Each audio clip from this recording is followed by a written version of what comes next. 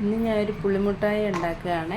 അതിനായിട്ട് നമ്മുടെ ചീനിച്ചട്ടി ചൂടായിട്ടിരിക്കുന്ന അതിലേക്ക് നെയ്യ് ഒഴിക്കണം, 1 സ്പൂണ്. അത് കഴിഞ്ഞ് നമ്മുടെ പുളിയും ഈന്തപ്പഴവും കൂടി അരച്ചതാണ് ഒഴിച്ചത്.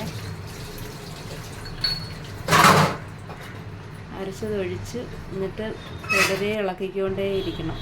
അതിൻ്റെ ആ വെള്ളം പറ്റുന്ന വരെ ഇളക്കണം.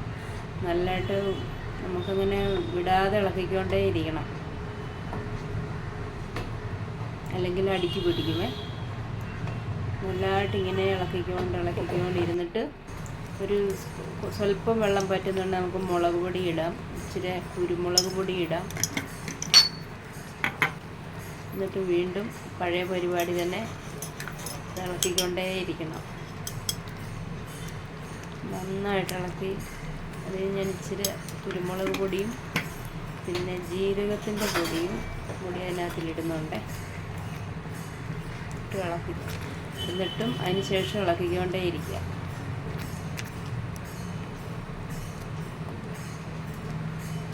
അപ്പം അതിൻ്റെ നിറമൊക്കെ ഇച്ചിരി വ്യത്യാസമൊക്കെ വന്നു, ഇച്ചിരി ഒന്ന് കുറുകിയിട്ടുണ്ട്.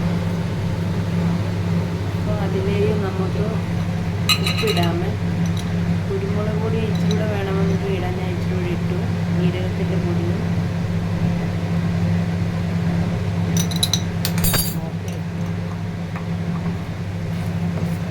നമ്മുടെ മാങ്ങ പൊടിച്ചിട്ടുള്ള പൗഡർ കിട്ടുമേ, അതും കൂടി ഇടണം.